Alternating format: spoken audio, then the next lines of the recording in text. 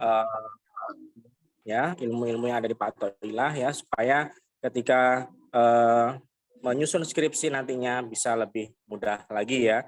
Dan juga harapannya setelah tutorial management ini kalian sudah bisa membuat proposal atau outputnya adalah proposal kalian sudah jadi dan dalam bentuk bab 1 sampai bab 3. Ya, harapannya seperti itu. Tanpa berlama-lama saya serahkan langsung kepada Pak Tolia. Namun sebelum itu teman-teman diharap mengaktifkan kameranya ya dan mempersiapkan diri dengan baik dan juga mengisi presensi kehadiran sebelum pukul 8:30 pagi. Oke, saya serahkan langsung ke Pak Toila. Silakan, Pak. Oke, terima kasih Pak Kuku. Bismillahirrahmanirrahim. Assalamualaikum warahmatullahi wabarakatuh. Selamat pagi semuanya. Gimana nih? Apa namanya kabarnya? Sehat ya semuanya? Mana nih? Ada orangnya atau enggak ini? Waalaikumsalam warahmatullahi wabarakatuh. Sehat Pak, alhamdulillah. Oke, ini kok cuma satu orang yang jawab. Alhamdulillah sehat Pak. Sehat Pak, alhamdulillah. Ya, Alhamdulillah sehat Pak. ya harus gitu ya. Hari ini saya berbahagia sekali gitu ya ketemu dengan kalian yang hari Sabtu tetapi tetap ini ya, tetap semangat untuk mengikuti acara dari jurusan untuk tentunya gitu ya, tentunya untuk mempersiapkan gitu ya amunisi-amunisi yang kalian perlukan dalam menyusun proposal skripsi. Saya ingin tahu nih, sekarang yang ikut tutorial management ini angkatan berapa? 18, Pak. 18. Iya. Ada yang selain 18? Nggak ada? Ada, Pak. Saya, Pak. Oh. 17, Pak. 17. Saya 15, Pak. 15. Yang 17 kenapa kok baru ikut? Sempat cuti, Pak. Oh, cuti. Oke. Yang 15 kenapa kok baru ikut? Iya, Pak. Saya juga pernah cuti, Pak. Oh, oke. Sekarang sudah aktif ya? Aktif. Kapan targetnya selesai? Ya, insya Allah semester depan selesai, Pak. Semester depan, kenapa nggak semester ini? Iya, masih ngulang mata kuliah, Pak. Oke, masih ada mata kuliah ya? Iya. Iya, berarti yang angkatan 18 ini ya apa namanya baru programan semester ini ya. Oke, mudah-mudahan aja bisa menyusul yang udah programan di semester lalu gitu ya. Oke, kemudian saya ingin tahu juga apa namanya yang dari prodi EP siapa resen coba berapa banyak ini? Ekonomi pembangunan ada Randi gitu ya. Ada Randi, kemudian siapa lagi ini? Cuma satu yang dari EP. Saya, Pak. Oh, oke. Saya juga dari EP, Pak. Ya, 3. Zidan. Ya, kemudian yang dari EKP 2 yang resen. 3. 7. Udah. 8. Udah, nggak ada lagi? 8, oke. Yang Ekis?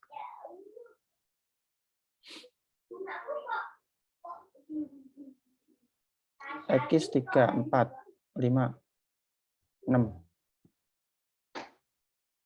6, 8. Ya, 8.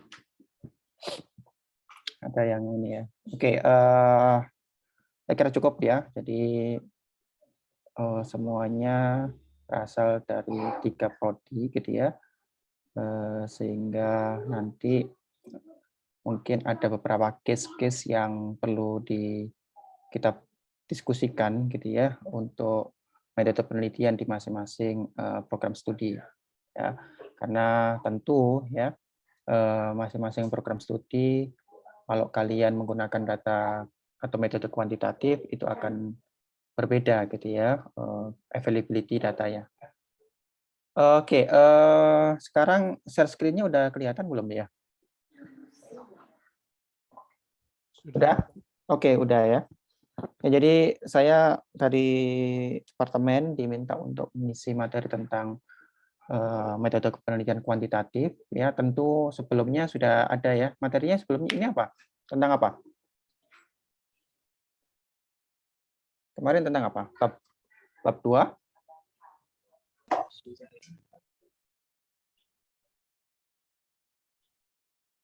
Penyusunan bab 2, Pak. Iya, Pak. Penyusunan bab 2. Oke, sama siapa kemarin? Sama Bu Vita, Pak. Oh, Bu Vita. Ya, seru ya tentunya ya. Oke, saya langsung aja di surat undangan saya dikasih alokasi waktu sampai dengan 1 jam ke depan gitu ya, 1,5 jam ke depan. Jadi nanti ingatkan saya kalau nanti udah udah habis gitu ya, sehingga saya bisa hentikan gitu ya materinya. Tentu kalian kan juga nggak ingin lama-lama gitu ya. Saya sama Pak Kuku sebenarnya dialokasikan sampai jam 11 ya, tapi ya nanti tergantung ya bagaimana diskusi dan juga kondisi di kelas. Oke, penelitian kuantitatif gitu ya. Ada yang ingin berpendapat nih, apa sih sebenarnya penelitian kuantitatif itu? Saya yakin kalian udah dapat materinya gitu ya, dan saya hanya mereview dan juga mengulangi saja gitu ya, refresh terkait dengan persiapan kalian mengerjakan skripsi. Tetapi untuk teori dan juga mata kuliah kalian udah dapatkan di metode penelitian gitu ya. Sehingga saya ingin kita nanti lebih banyak diskusi gitu ya. Apa? Ayo coba yang mau nyampaikan. Apa atau bagaimana sih penelitian kuantitatif itu? Silakan raise hand atau sampaikan.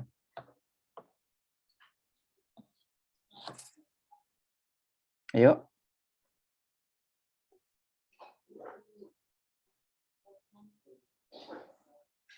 Sedikit saja gitu ya, nggak usah banyak yang kalian ketahui tentang penelitian kuantitatif.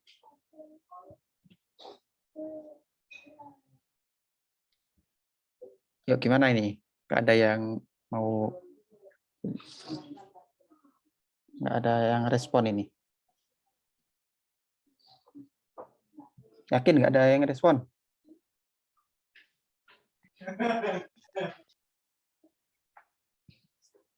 Ya, oke. Mungkin belum ini ya. Masih pagi gitu ya. Selanjutkan saja. Jadi materi tentang metode penelitian kuantitatif gitu ya.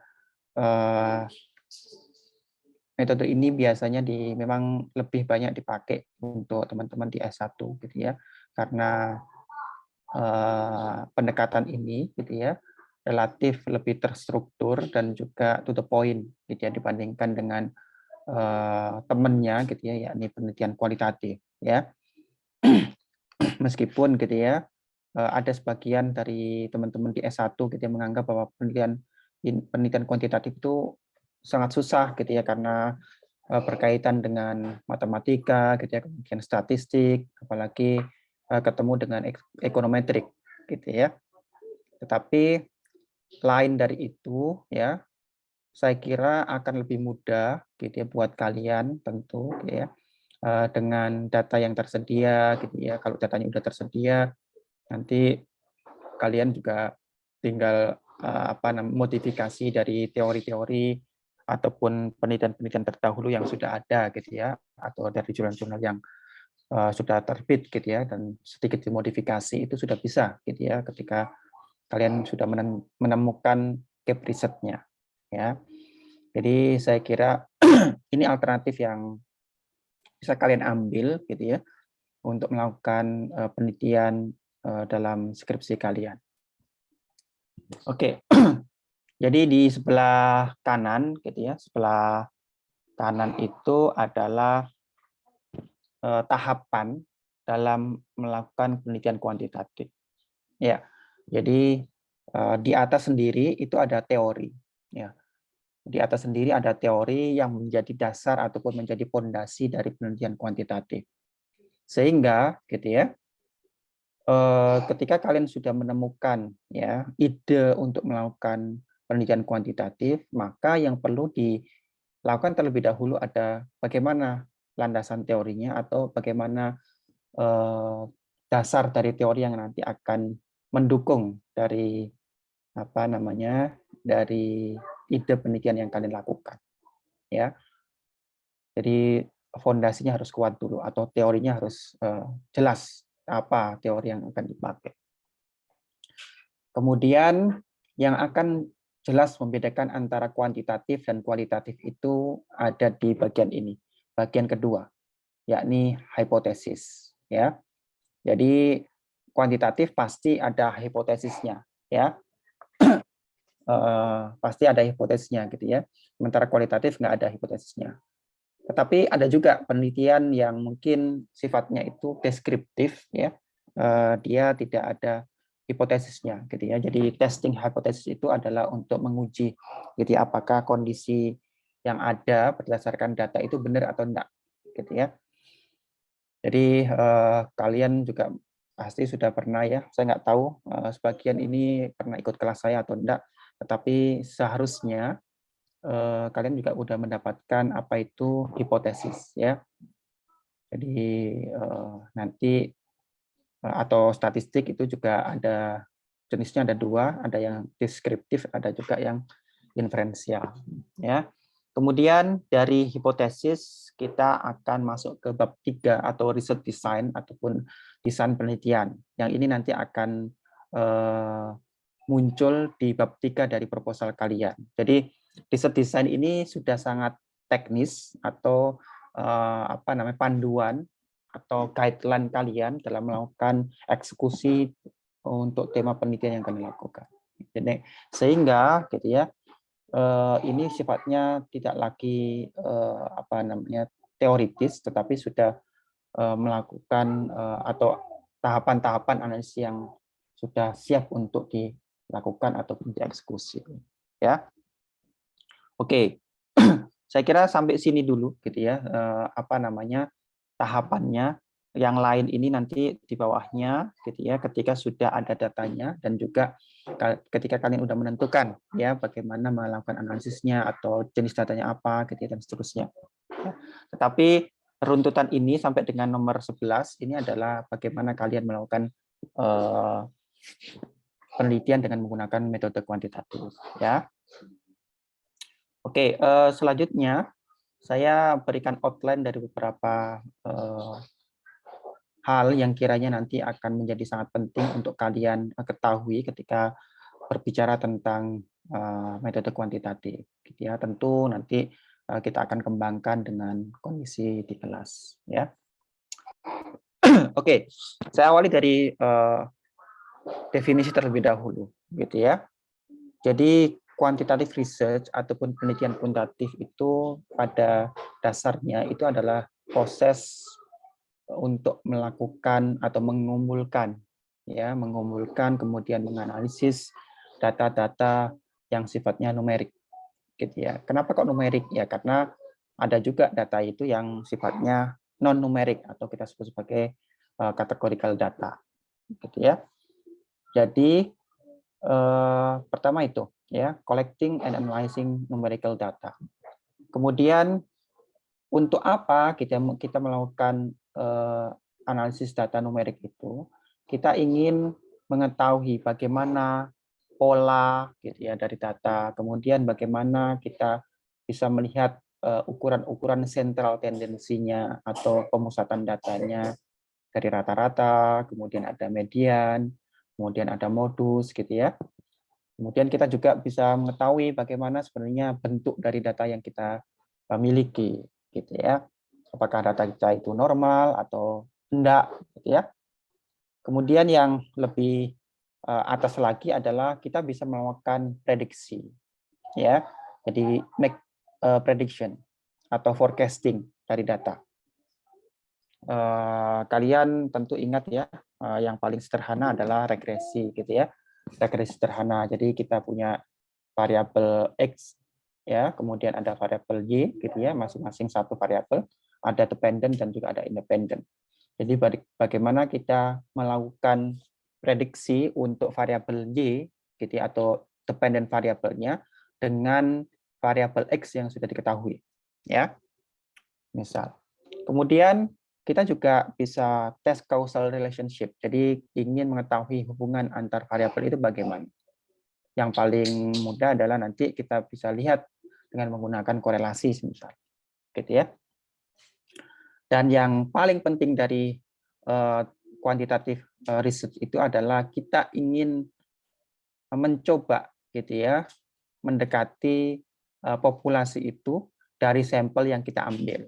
Ya, jadi tentu tujuan dari kuantitatif research itu adalah ingin, ya, melakukan simplifikasi, ya, dari jumlah sampel untuk ngetes nih, benar nggak kondisi populasi seperti ini.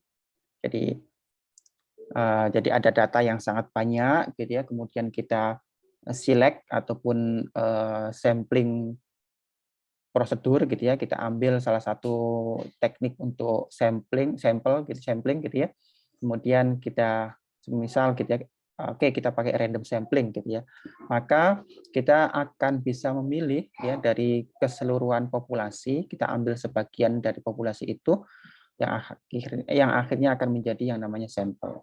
Dari sampel itu harapannya, gitu ya, hasilnya itu bisa merepresentasikan atau bisa mewakili dari kondisi populasi. Ya tentu, gitu ya, itu tidak bisa secara akurat 100%, gitu ya, sehingga dalam statistik atau dalam kuantitatif itu ada yang namanya error, gitu ya, atau ada yang namanya degree of freedom, ya, atau kalau alfa, gitu ya.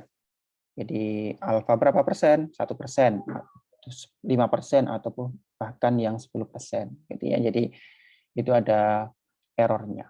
Jadi kita bisa menghitung, ya, populasi itu dengan menggunakan sampel yang tentunya akan dapat mempermudah, gitu ya. Kemudian biaya yang dikeluarkan juga akan lebih murah. Tentunya juga akan lebih efektif, gitu ya, dari segi waktu untuk collecting datanya, ya. Oke, itu adalah bagaimana kita mendefinisikan kuantitatif data ataupun metode penelitian kuantitatif. Kemudian, ya, bagaimana kita bisa membedakan antara kualitatif dan juga kuantitatif. Jadi di sini ada 5 hal, gitu ya, yang kemudian kita bandingkan, ya, face to face antara kualitatif dan kuantitatif. Saya ambil benchmarknya dari kuantitatif, ya. Jadi tujuannya apa kuantitatif itu? Tujuannya adalah testing hypothesis, atau kita ingin membuktikan, ya, terkait dengan rumusan penelitian, rumusan masalah dalam penelitian atau research questions, ya. Itu yang dari kuantitatif. Sementara yang kualitatif adalah discover ideas, gitu. Jadi menemukan ide dalam satu penelitian. Atau yang lebih yang lebih umum adalah kita ingin lihat terlebih dahulu secara general, gitu ya. Kemudian approach-nya atau pendekatannya di kualitatif itu adalah observe and interpret, ya. Jadi observasi bagaimana kondisi ataupun fenomena yang ada, dan kita bisa menginterpretasikan, ya, fenomena yang terjadi. Itu kualitatif. Kemudian bagaimana yang kuantitatif? Yang kuantitatif itu, ya, pendekatannya kita harus mengukur dan juga melakukan pengujian, ya. Jadi mengukur itu nanti menggunakan model tertentu, gitu ya, serta nanti ngetesnya gimana, gitu ya. Jadi datanya diukur, bagaimana pengukurannya, gitu ya. Nanti kan ada skala, ya, skala pengukuran misal, gitu ya. Dan juga bagaimana mengetesnya. Apakah cukup diuji dengan uji beda saja, gitu ya, atau nanti menggunakan alat analisis yang lebih advance, gitu ya. Oke. Kemudian, ya, untuk data collections, ya bagaimana kita mengumpulkan data, gitu ya. Jadi ada banyak metode untuk mengumpulkan data. Pertama adalah yang kualitatif itu biasanya lebih bebas, gitu ya. Artinya kita mengumpulkan data itu dengan berbagai macam. Semisal kita diskusi dengan seperti ini aja kita udah bisa mengumpulkan data. Itu yang kualitatif. Kemudian kita wawancara secara bebas, unstructured, gitu ya, interview, gitu ya. Itu juga ngomongnya adalah wawancara juga ataupun collecting data. Atau semisal kita membaca referensi, gitu ya, itu juga ngomong tentang collecting data. Atau mendengarkan film atau mendengarkan hasil wawancara, itu juga ngomong collecting data dalam kualitatif. Ya. Kemudian bagaimana di kuantitatif? Di kuantitatif lebih terstruktur, gitu ya. Structure, respon, kemudian kita bisa kategorikan bagaimana respon dari data yang kita dapatkan. Misal kita menggunakan kuesioner, gitu ya, kuesioner, ya. Kalau kita menggunakan data primer. Ya. Dari kuesioner itu nanti ada jenis data yang kita kumpulkan, ya. Kemudian skalanya pakai apa, gitu ya, atau ukuran datanya pakai apa, gitu ya. Misal ada gender laki-laki perempuan, kemudian tingkat pendidikan, gitu ya. Ada yang SD sampai dengan universitas, misal. Kemudian ada lagi misal umur, kemudian berat badan, misal, atau pendapatan berapa, ya. Itu jadi lebih jadi lebih terstruktur, gitu ya, menggunakan media-media yang ada. Kemudian ya di sini untuk yang kuantitatif, gitu ya, itu diharapkan peneliti bisa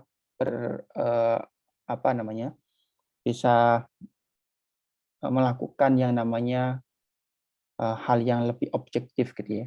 Jadi peneliti itu nggak terlibat dengan apa yang ditelitinya, gitu. Jadi kita berada di luar, gitu ya. Jadi kita tidak melakukan intervensi, kita hanya melakukan observasi, gitu ya, dari luar, dan memang tidak ingin terlibat di dalamnya, sehingga kita diharapkan lebih objektif untuk hasil yang nanti akan kita peroleh, ya.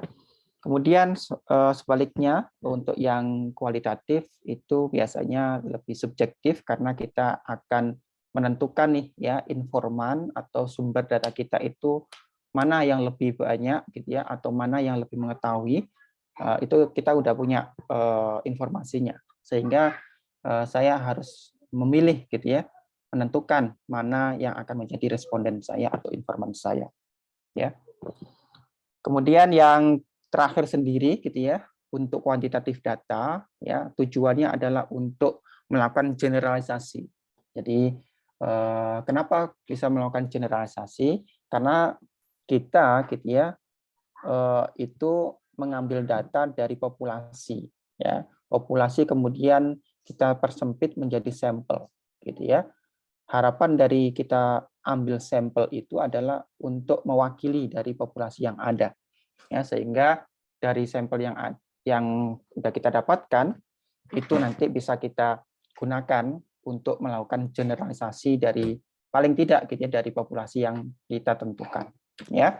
Sementara untuk yang kualitatif itu terbatas, ya, dan kita tidak bisa melakukan generalisasi. Jadi konteks ataupun hasil dari penelitian yang didapatkan dari kualitatif itu hanya terbatas pada responden dan juga pada fenomena yang diteliti dalam kualitatif tadi, ya. Oke, itu secara keseluruhan ya bagaimana kita bisa membedakan antara kualitatif dan kuantitatif, ya. Karena kita ngomong kuantitatif berarti kita ambil yang sebelah kanan, ya. Jadi ini yang jadi patokan kita, gitu ya, dalam kuantitatif. Oke. Kemudian di tahapan kedua, gitu ya, yang tadi di tahapan banyak tadi sampai 11 tadi. Yang kedua adalah hipotesis, gitu ya. Oke. Ada yang menyampaikan apa itu hipotesis? Yang ingin menyampaikan apa itu sih hipotesis itu? Ayo. Dugaan awal, Pak. dugaan awal. Iya. Apa yang diduga? Tentang hasil dari penelitian ini. Tentang hasil dari penelitian ini. Oke. Gimana kalian bisa menentukan atau membuat hipotesis?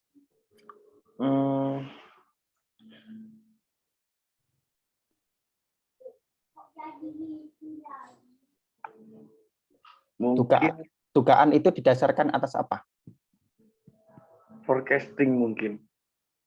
Forecasting bukannya tujuan akhirnya. Dari ini Pak, dari apa? Dari penelitian terdahulu. Dari penelitian terdahulu. Oke. Ada lagi?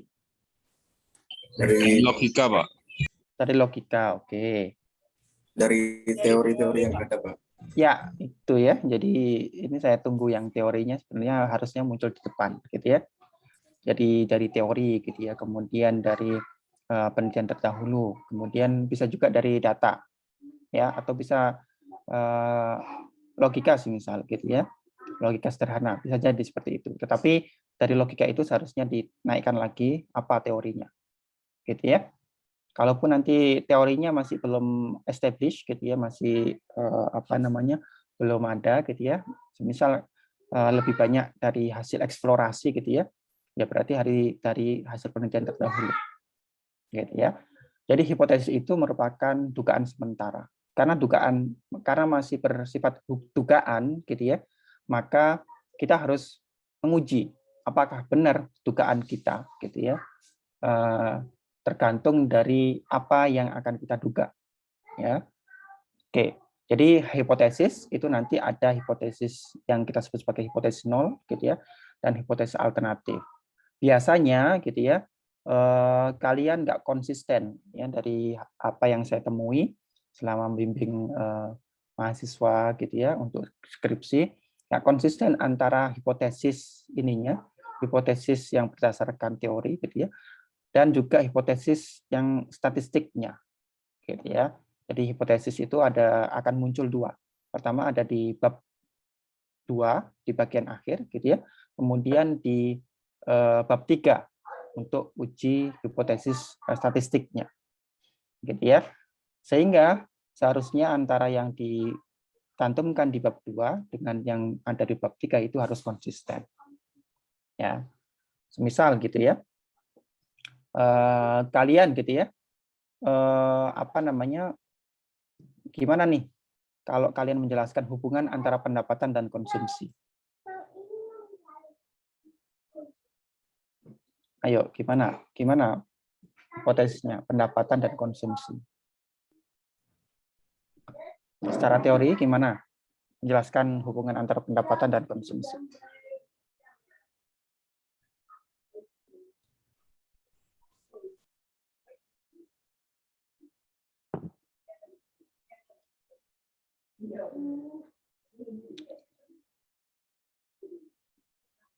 Meningkatnya pendapatan berpengaruh pada peningkatan konsumsi, Pak.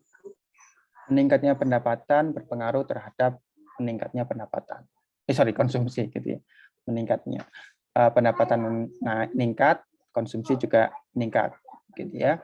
Itu jelas ya, teorinya seperti itu. Jadi Keynes menyampaikan ketika pendapatan itu naik, maka konsumsi juga akan mengalami kenaikan. Gitu ya. Oke, itu teorinya. Kemudian kalau dituliskan dalam hipotesis gimana?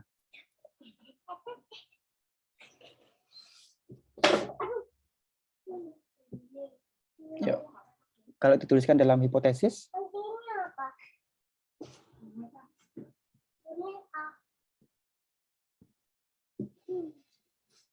diduga gitu ya.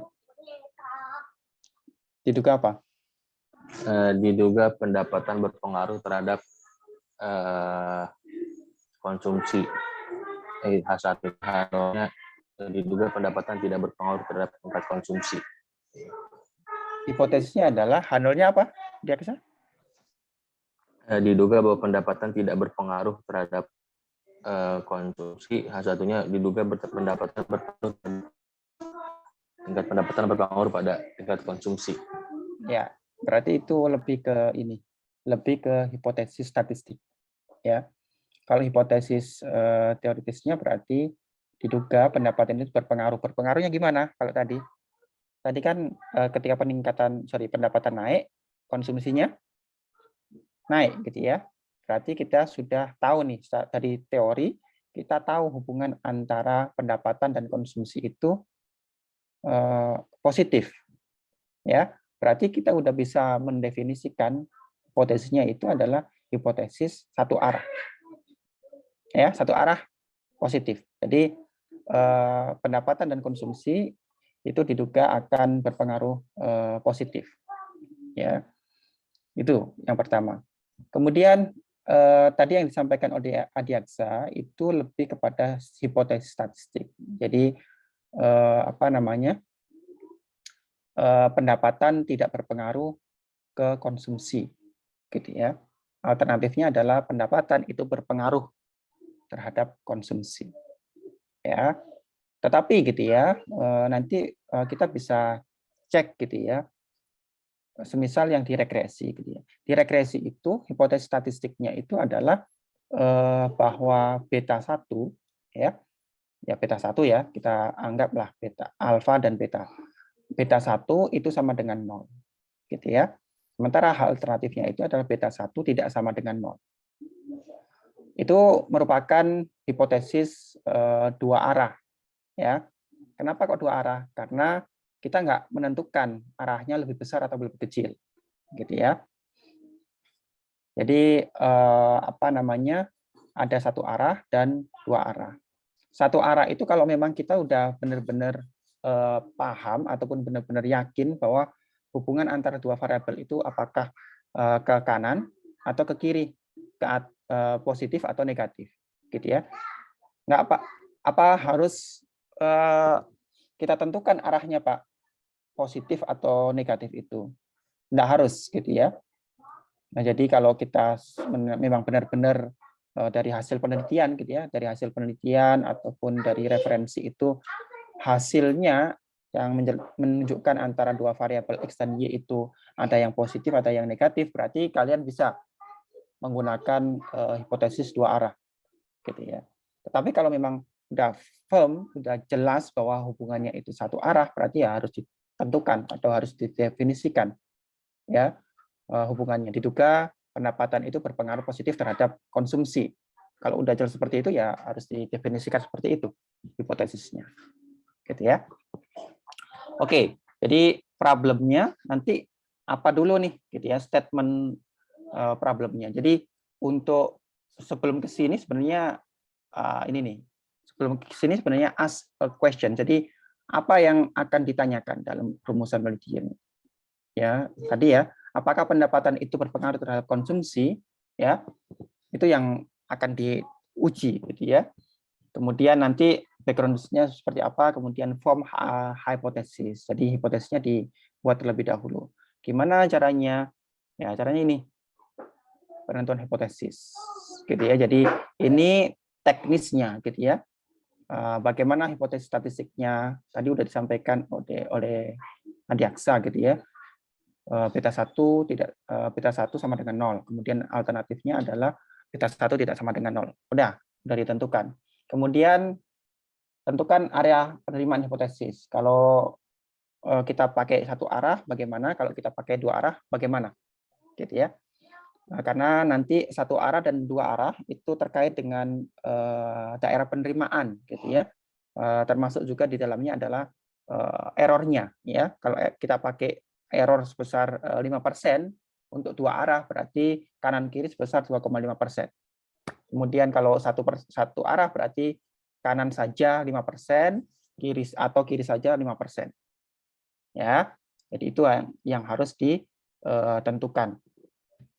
Kemudian nanti hitung uji statistiknya, gitu ya, uji statistik sampelnya apakah pakai uji T, gitu ya, atau uji Z, gitu ya, yang terserah ya. Kalau kita pakai regresi berarti biasanya pakai uji T, gitu ya, student testing, ya. Kemudian nanti dibandingkan hasilnya, ya, hasil pengujiannya dibandingkan antara yang T tabel kemudian dengan T statistiknya. Setelah itu kita ambil keputusan ataupun kesimpulannya, ya. Oke, itu secara umum tahapan dari pengujian hipotesis. Ya. Jadi kalau itu nggak berhasil dalam satu tahapan, berarti ya kalian harus mengikuti ini, gitu ya. Jadi buat hipotesisnya, kemudian dites, ya, dianalisis. Kalau diterima hipotesisnya, tulis laporannya.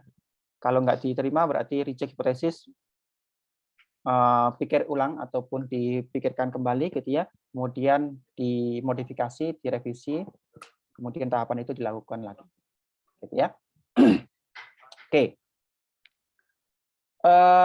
Ini yang saya sampaikan tadi, gitu ya, bahwa kita punya uji hipotesis, gitu ya, ada null hipotesis dan juga alternatifnya.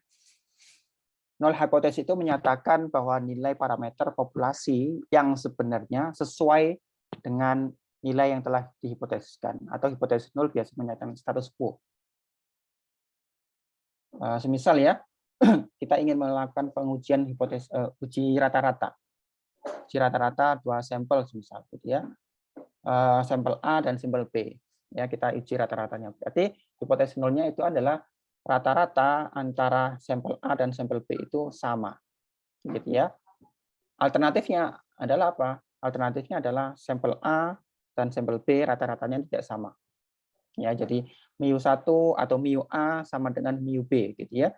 Mu A itu tidak sama dengan mu B. Itu kalau kita ngomong antara nol dan alternatif hipotesis. Ya. Jadi biasanya gitu ya, hipotesis itu yang kita harapkan benar itu masuk atau muncul di hipotesis alternatif. Gitu ya. Yang kita harapkan atau kita harapkan hasilnya itu adalah yang di alternatif hipotesisnya. Ya. Makanya nanti harus clear gitu ya, karena kalau dari pengujian hipotesis itu kan kita reject null hipotesis. Jadi hipotesis nolnya di reject ataupun ditolak gitu ya. Kalau hipotesis nolnya ditolak berarti kita akan otomatis akan menerima hipotesis alternatifnya. Oke ya. Kemudian kalau dari arahnya kita ada 2, yakni 2 arah dan 1 arah ya. Penulisannya juga berbeda gitu ya. Kalau yang tadi beta 1 sama dengan 0 dan H alternatifnya beta 1 tidak sama dengan 0 gitu ya. Maka kita menggunakan uji hipotesis 2 arah. Ya, jadi populasi parameter sama dengan nilai tertentu, misal nilainya sebesar 50 gitu ya. Kemudian populasi parameter tidak sama dengan 50. Berarti kita nggak tahu nih 50 atau enggak gitu ya. Maka kita buat sebagai atau kita gunakan hipotesis 2 arah. Ya, jadi itu ya. Kemudian hipotesis 1 arah berarti hipotesis salah satunya gitu ya. Berarti kita sudah menentukan apakah arahnya positif atau negatif. Contohnya di sini populasi parameter lebih kecil sama dengan nilai tertentu. Kalau di sini ditulis 50 berarti populasi parameter lebih kecil sama dengan 50. Sementara alternatifnya itu berarti kebalikannya dari yang ada di hipotesis nolnya. Ya. Oke. Itu dari arahnya. Kemudian dari errornya gitu ya. Jadi ada error tipe 1 dan error tipe 2. Kesalahan tipe 1 adalah probabilitas menolak hipotesis nol ketika itu sebenarnya benar. Jadi ketika kalian tidak sinkron antara dasar pembuatan hipotesisnya gitu ya di hipotesis di akhir bab 2 gitu ya dengan hipotesis statistiknya, maka akan muncul nih yang ini.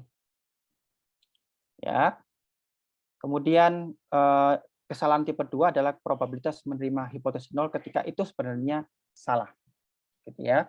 Jadi ini nanti akan kondisinya terjadi ketika kalian tidak sinkron saja ketika mendefinisikan hipotesis di teoritisnya gitu ya dengan hipotesis statistiknya. Ya. Jadi hati-hati di sana.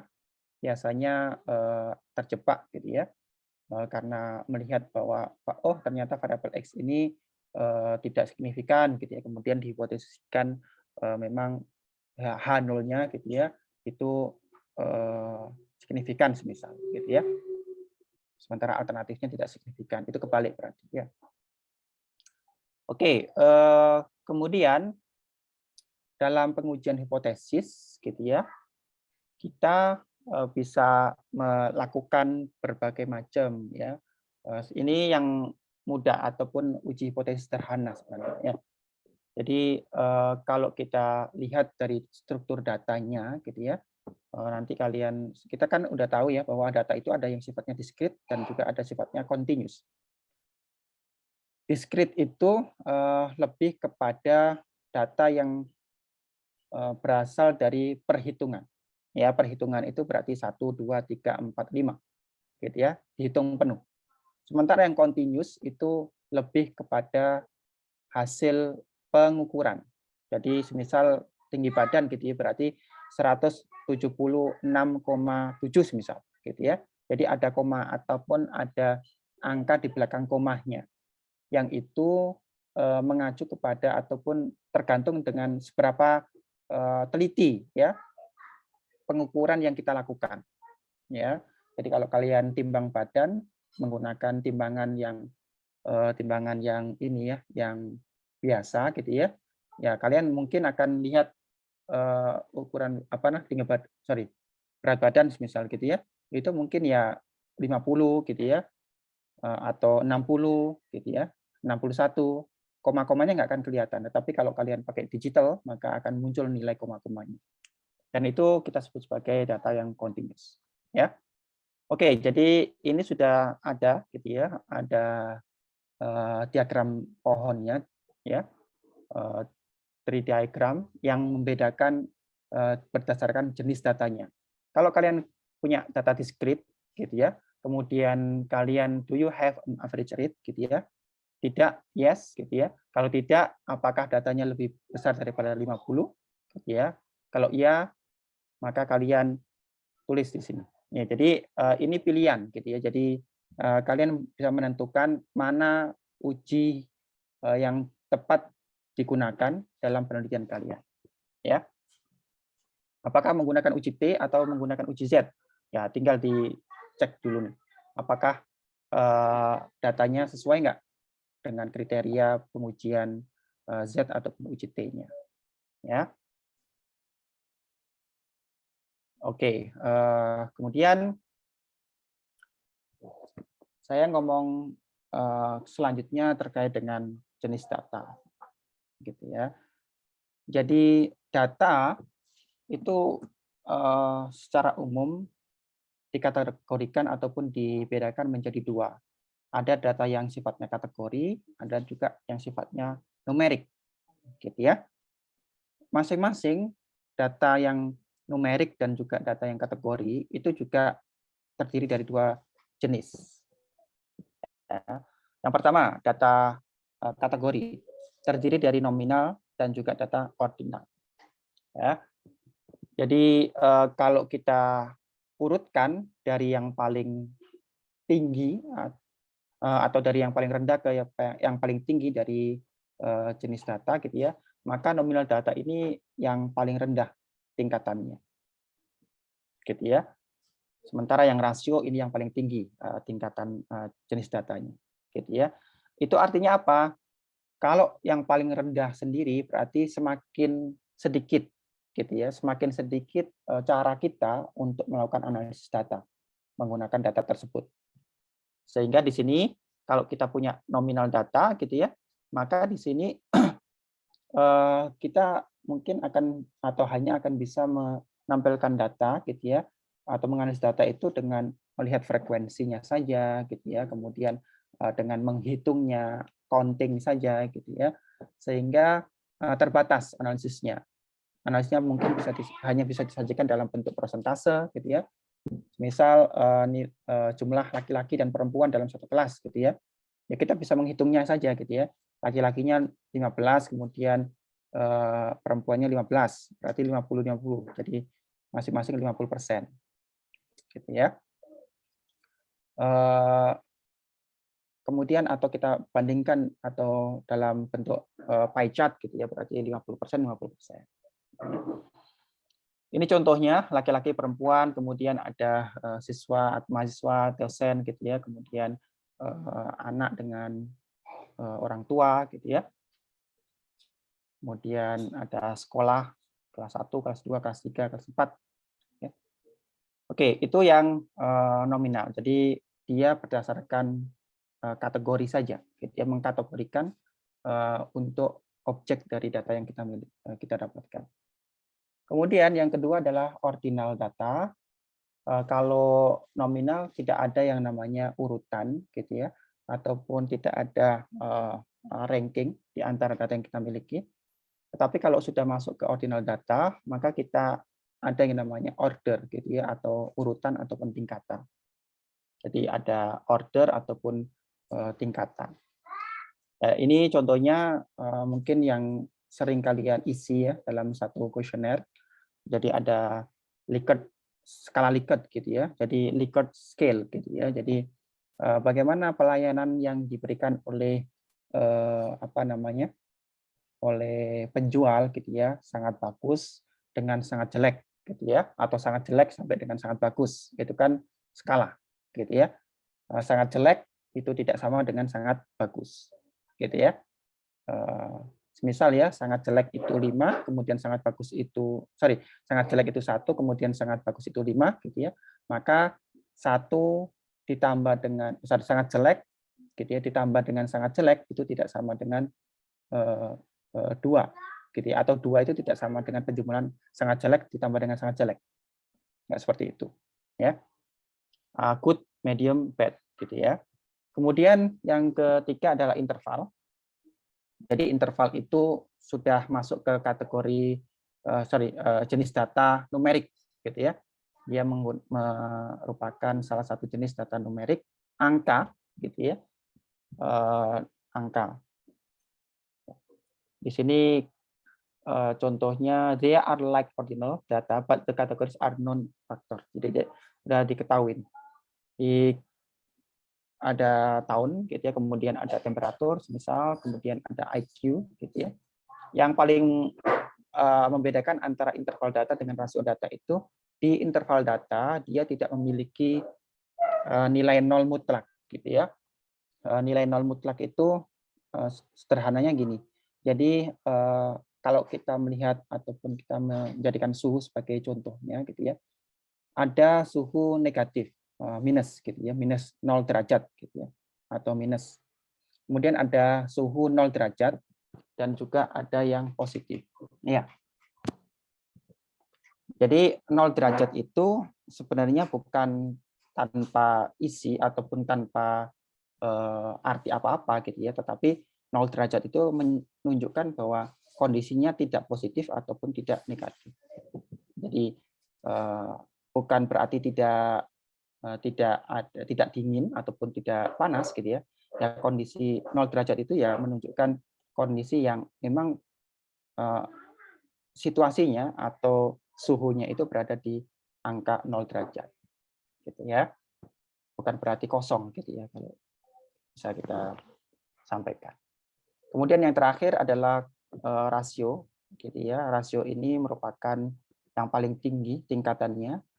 Dan kalau kita pakai gitu ya, kalau kita sampaikan maka ini sudah bisa digunakan atau kita bisa menggunakan macam-macam ya, analisis statistik ataupun analisis ekonometrik ya.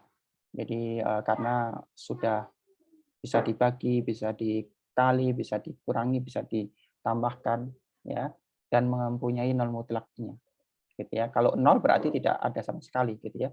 0 kilo itu berarti nggak ada sama sekali gitu ya. Berbeda dengan 0 derajat. 0 derajat itu ya kalau kalian tahan dengan dingin semisal gitu ya. 0 derajat ya berarti ya dingin gitu ya. Ya sumuk semisal gitu ya. Atau terasa lebih hangat gitu ya. Atau dingin, terserah lah gitu. Oke,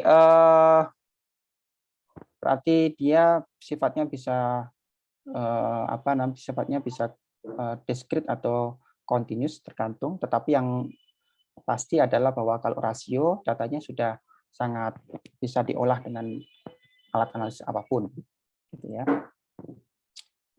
Oke. Dengan keempat data tadi, gitu ya, ada kalanya kita harus melakukan yang namanya transformasi data, gitu ya. Transformasi data itu dilakukan jika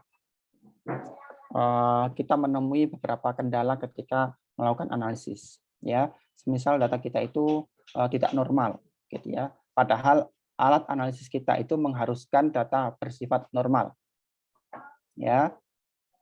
Sehingga kita harus melakukan transformasi. Kemudian untuk kemudahan, ya, kemudahan itu misal kita punya data terkait dengan pendapatan per kapita, misal, gitu ya. Pendapatan per kapita kalau kita tuliskan lengkap, gitu ya, misal 4 juta, gitu ya, kita kan harus tulis tuh, ya, 4 dengan 0, berapa? Berarti 6 digit, gitu ya, 6 digit angka. Misal seperti itu. Kemudian variabel lain kita punya punya data umur, misalnya umur paling kebanyakan di 2 digit, gitu ya. Jadi ada umur yang maksimal 2 digit, kemudian ada pendapatan per kapita yang 6 digit atau bahkan yang lebih dari 6 digit, ya.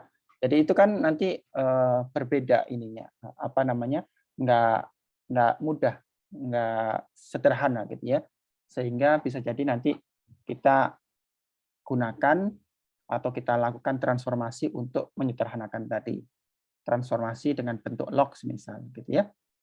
Nah, sehingga nanti akan lebih mudah, ya.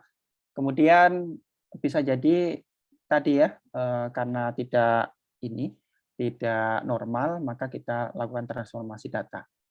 Jadi ini reducing skewness ataupun kemencengannya agar lebih bagus, gitu ya.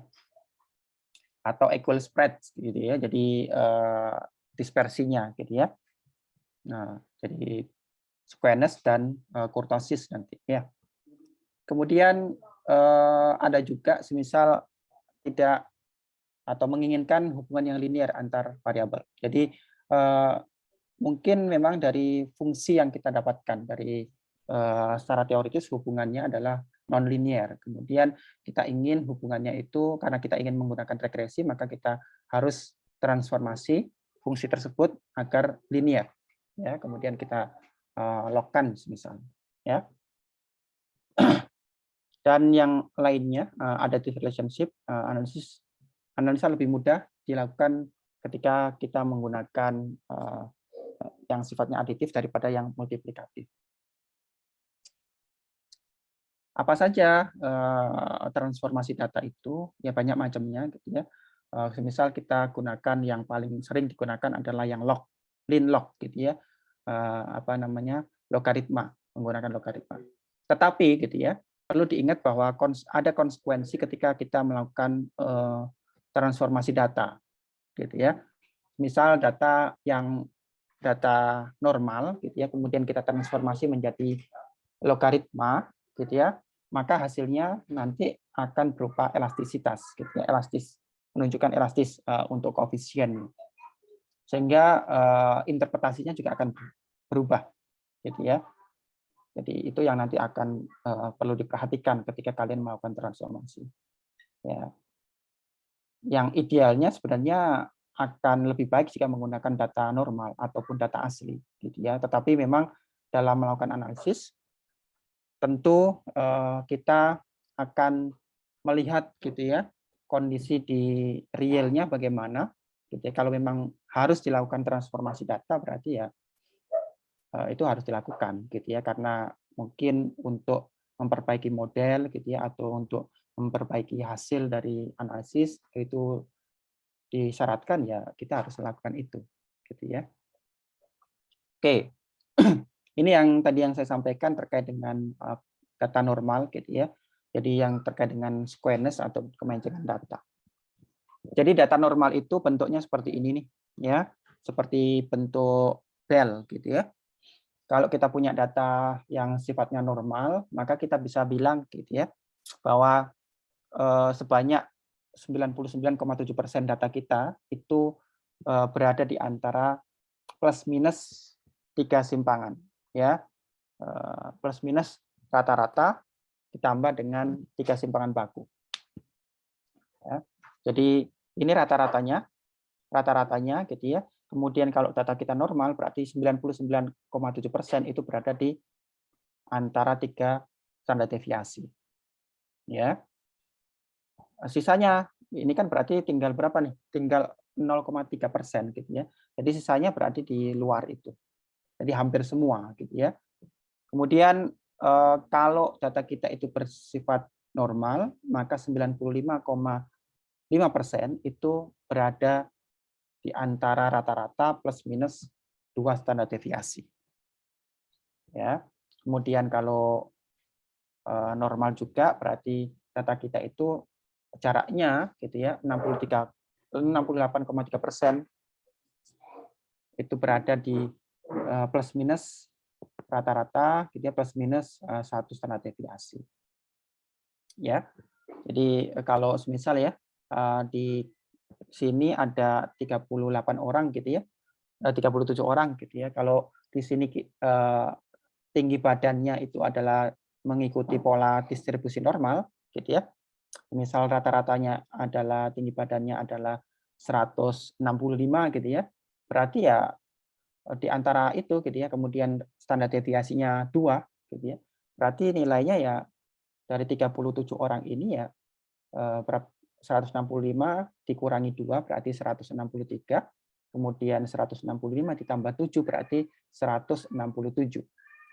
Berarti 99,7%, 68,3% ya dari 37 orang itu ya tinggi badannya adalah 63 sampai dengan 67 cm gitu ya. Itu kalau kita ngomong terkait dengan data normal gitu ya. Jadi ini sudah bisa.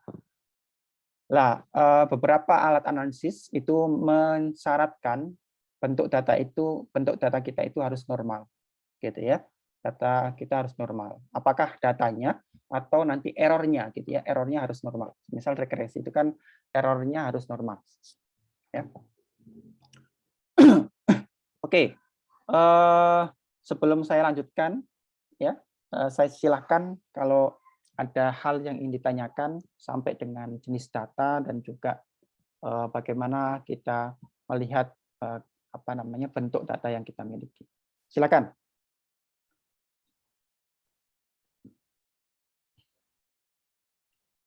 Bisa raise hand dan kemudian ajukan pertanyaannya atau lewat chat juga nggak ada masalah.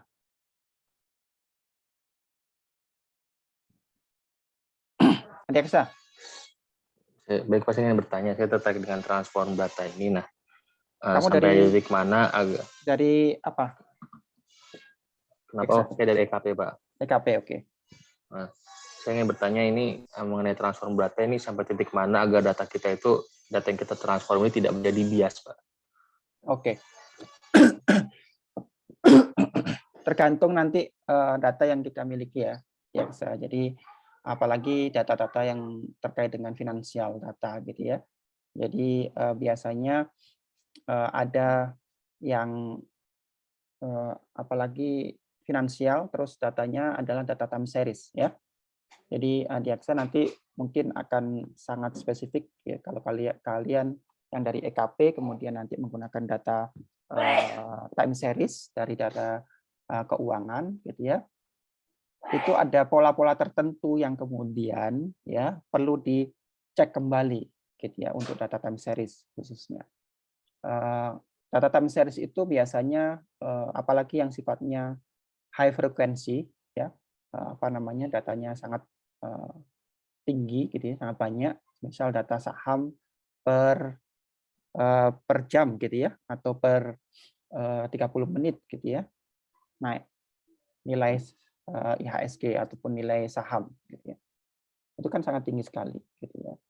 Kemudian data time series itu ada yang sifatnya akan punya yang namanya trend gitu ya. Kemudian ada yang sifatnya punya cyclical, gitu ya. Kemudian ada, jadi ada trend, cyclical, kemudian apa lagi ya? Saya kok lupa ini. Naik turun yang tidak peraturan, irregularities, gitu ya. Lah, bagaimana kita melakukan transform data, gitu ya? Ya kita harus cek dulu kalau memang datanya itu adalah data time series, ya, maka kita harus melakukan treatment terhadap data kita dengan mengeluarkan kondisi trennya, gitu ya, dengan mengeluarkan ketidakperaturannya, gitu ya, sehingga kita harus mengecek, gitu ya, apakah data kita itu stasioner atau enggak. Itu kan kalau di time series kan gitu ya. Kalau kita punya data time series, maka kita yang terlebih dahulu dicek adalah bagaimana data kita itu, ya, stasioner atau enggak. Ya, kalau enggak stasioner berarti kita transform tuh, gitu ya. Transform dalam bentuk apa? Dalam bentuk first difference, gitu ya. Kita turunkan ke dalam first difference-nya. Itu bisa, ya. Agar tidak bias, gitu ya. Caranya gimana? Ya macam-macam. Yang perlu diperhatikan adalah seberapa banyak data yang kalian miliki dalam sampel itu. Transform itu bisa jadi karena ada outlier, ya, karena ada outlier sehingga datanya nggak normal. Ya, kemudian kalau nggak normal karena ada outlier, cek dulu apakah datanya itu terbatas atau enggak. Kalau datanya terbatas, kemudian kalian mengeluarkan outlier, berarti akan berkurang sampel kalian. Ya, kalau banyak sekali datanya, ya nggak ada masalah. Outliernya dikeluarkan, gitu ya. Kemudian nanti coba dicek kembali ininya, ya, untuk transformnya. Jadi itu bukan transform sebenarnya, tapi treatment terkait dengan data kita. Tapi kalau transform, gitu ya, berarti kita mengubah bentuk data kita dari yang awalnya biasa, kemudian menjadi bentuk kuadrat kah, gitu ya, atau menjadi bentuk logaritma, gitu ya, atau menjadi bentuk rasio, gitu ya, 1/, gitu ya, 1/x, gitu ya, atau semisal ya, kalau data kita itu adalah semisal tadi ya pendapatan per kapita itu adalah x, maka nanti ditransform menjadi x kuadrat, kemudian ditransform menjadi log itu berarti log x, gitu ya, kemudian kalau rasio berarti 1/x, ya.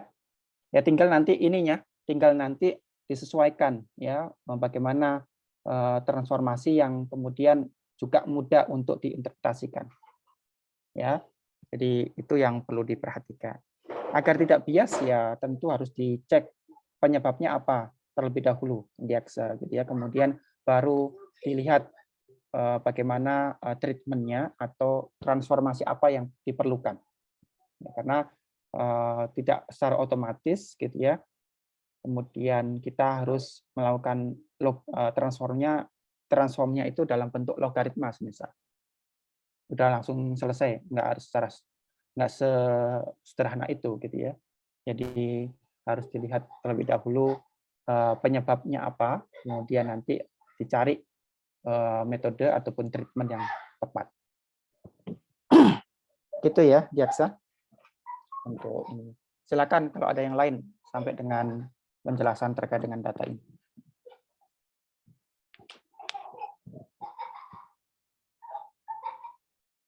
Cukup?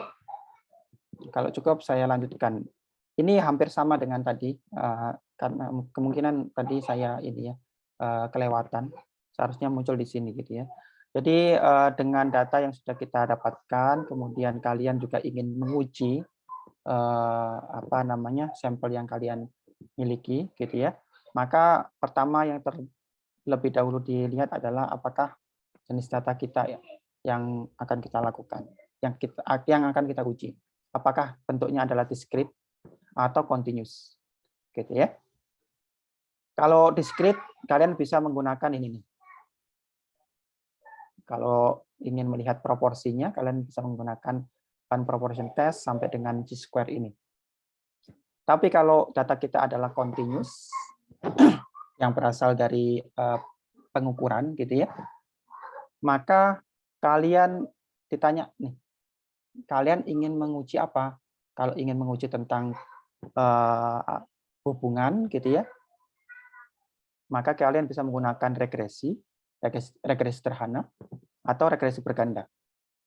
Kalau tidak ingin mengetahui atau menguji tentang hubungan, maka ditanyakan, apakah data kalian normal atau enggak? Ya, kalau data kalian normal berarti apa yang ingin dihitung atau apa yang ingin diuji. Kalau ingin melihat sebarannya, kalian bisa menggunakan test for two variance atau Bartlett test gitu ya. Ini biasanya digunakan untuk menguji PCA, analisis variance. Ya. Kemudian kalau yang diuji adalah lebih kepada pemusatan datanya, maka kalian bisa menggunakan one sample t-test atau two sample t-test gitu ya, atau menggunakan ANOVA, menggunakan variance. Jadi itu ya. Kalau data kalian nggak normal, berarti yang digunakan adalah pertama nih, kalau menguji spread-nya ataupun penyebarannya kalian menggunakan variance, atau variance dalam hal ini adalah Levens test gitu ya. Ini sudah nggak usah ini ya, nggak usah bingung ya, cuma sesuai atau tidak sesuai gitu aja dengan data kalian. Oke, kalau yang ingin diteliti adalah terkait dengan pemusatan data dan data kalian nggak normal, maka kalian bisa menggunakan one sample sign, kemudian Mann-Whitney, kemudian Mutz median. Ya, jadi data normal dan tidak normal itu mengacu sebenarnya kepada data atau statistik parametrik dan non parametrik. Ya, kalau data kalian normal berarti kalian menggunakan parametrik, berarti yang ada di sini. Kalau nggak normal berarti kalian menggunakan yang di sini, ya non parametrik. Ya, jadi non parametrik, kemudian di sini yang parametrik. Ya, oke. Setelah kalian sudah bisa menentukan, gitu ya, apakah data yang kalian gunakan itu apa saja, gitu ya, kemudian akan menggunakan analisis apa, gitu ya. Kita tentu tidak bisa gitu ya menafikan yang paling penting dari kuantitatif analisis, yakni terkait dengan populasi dan sampel. Sederhananya, populasi itu adalah keseluruhan yang akan diuji gitu ya, ataupun yang akan diteliti. Kemudian sampel itu adalah sebagian dari populasi. Sederhananya seperti itu. Oke ya. Jadi sampel itu adalah subset that represent the entire population. Jadi bagian dari populasi. Ya. Karena bagian diharapkan bagian ini bisa merepresentasikan populasinya. Ya. Oke. Kemudian ini ilustrasinya bagaimana kita bisa melihat populasi dan kemudian bentuk sampelnya, gitu ya. Jadi populasinya yang biru ini, kemudian sampling itu adalah teknik pengambilan ataupun teknik yang dipakai untuk mengambil data dari populasi. Jadi sampling teknik gitu ya. Kemudian hasilnya itu adalah sampelnya. Dari sampel ini kemudian kita lakukan yang namanya pengujian hipotesis atau statistik inference gitu ya, inferential statistik.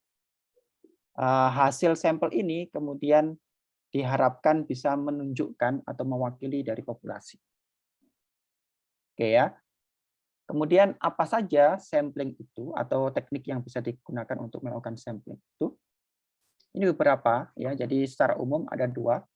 Ada yang probability sampling method. Jadi probabilitas gitu ya, sampling probabilitas gitu ya. Kemudian non probability sampling. Jadi kalau probabilitas berarti dia nanti random nih, ya. Jadi menggunakan metode probabilitas, ya. Kalau yang non probability berarti nggak menggunakan probabilitasnya. Yang paling sederhana itu ya simple random sampling. Jadi pokoknya ketemu gitu ya, sesuai dengan populasinya maka kita ambil datanya, gitu ya, sebagai sampel kita. Kemudian ada stratified, gitu ya. Stratified itu berarti bertingkat, gitu ya. Kemudian ada systematic sampling, berarti dilakukan secara sistematis, gitu ya. Misal apa namanya, populasinya adalah mahasiswa, gitu ya. Mahasiswa mana? Mahasiswa Brawijaya. Brawijaya fakultas apa? Fakultas Ekonomi. Fakultas Ekonomi jurusan apa? IE, gitu ya. Kemudian prodinya apa? Ya, itu sistematis, systematic sampling, gitu ya. Kemudian ada cluster, ya. Cluster itu berarti kita mengkategorikan dari beberapa grup, gitu ya, ataupun kelompok, kemudian kita ambil dari masing-masing grup tadi, ya. Nanti yang kita ambil itu tentu harus bisa merepresentasikan masing-masing kelompok, gitu ya. Karena bisa jadi tiap grup ataupun tiap kelompok itu jumlahnya berbeda, gitu ya, atau apa namanya, karakteristiknya berbeda, ya. Dari sana yang akan kita pakai dengan menggunakan cluster sampling. Kemudian bagaimana yang non probability sampling, gitu ya. Non probability sampling ini biasanya akan lebih mudah, gitu ya, karena memang biasanya, gitu ya, misal sampelnya nggak diketahui, gitu ya, jumlah populasinya misal. Dan kita nggak tahu sama sekali dengan kondisi medan, gitu ya. Maka kita bisa menggunakan convenience sampling. Jadi pokoknya sesuai dengan kriteria yang kita tentukan, maka kita jadikan sebagai sampel, gitu ya. Kemudian judgment ataupun purposive sampling, ya. Jadi ini kriteria nih yang biasa kalian pakai, ini yang ini purposive sampling, gitu ya. Ada kriteria tertentu yang sudah kalian buat di depan, gitu ya, agar judul penelitian kalian ataupun research question kalian bisa terjawab. Kemudian snowball sampling. Snowball sampling itu berarti kita, semisal ya, kita hanya tahu satu orang, bahwa orang itu yang punya datanya, gitu ya, atau informasinya. Dari satu orang itu kemudian kita tanya kembali, siapa lagi yang punya informasi terkait dengan ini, gitu ya. Nah, itu yang namanya snowball. Semakin lama akan semakin besar, gitu ya. Kan kalian kan sering nonton kartun ya, biasanya kalau longsor, gitu ya, awalnya kecil sampai dengan besar, gitu ya. Itu yang namanya snowball. Semakin besar nanti samplingnya dan semakin banyak. Kemudian ada kuota sampling. Kuota sampling itu nanti masing-masing kelompok kita tetapkan kuotanya, diambil berapa-berapa masing-masing, gitu ya. Oke, jadi detailnya saya yakin juga kalian sudah pernah dapatkan di metode penelitian, gitu ya. Tetapi biasanya miss di sini, gitu ya. Kalian menggunakan yang mana samplingnya? Jadi di bab 3 kan ada satu bagian yang menjelaskan tentang populasi dan sampling.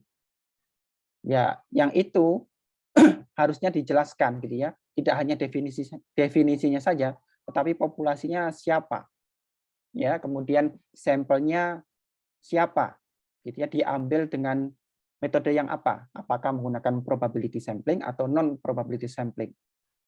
Ya, kalau probability sampling tekniknya apa yang dipakai? Simple kah, gitu ya, atau stratified atau yang lain, gitu ya. Begitu pula yang non probability sampling, ya. Oke. Kemudian saya sudah mendekati akhir nih, gitu ya.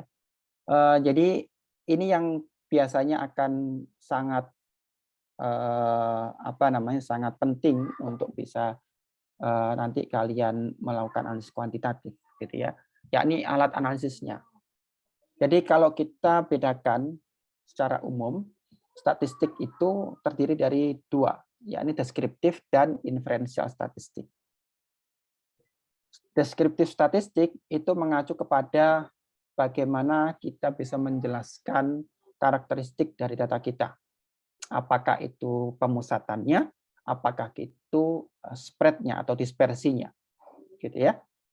Dengan menggunakan apa? Dengan menggunakan beberapa macam ukuran dari pemusatan data dan juga pencarian data.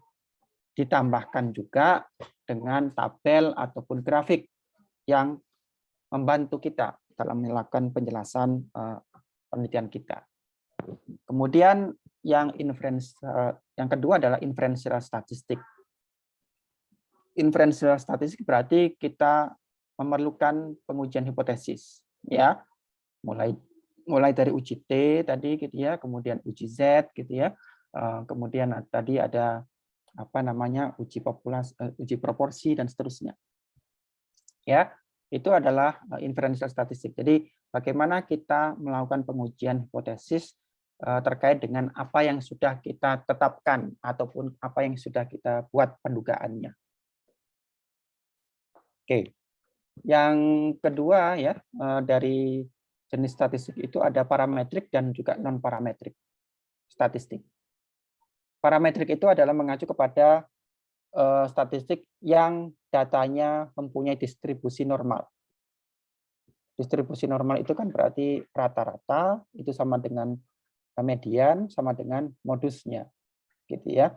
Atau yang tadi ya bentuknya bell shape tadi, menyerupai lonceng tadi. Ya. Dan yang terakhir adalah non parametrik, berarti data yang kita miliki itu tidak berdistribusi normal. Makanya tadi ada mean Whitney gitu ya. Kemudian ada Kruskal-Wallis misal ya, dan seterusnya.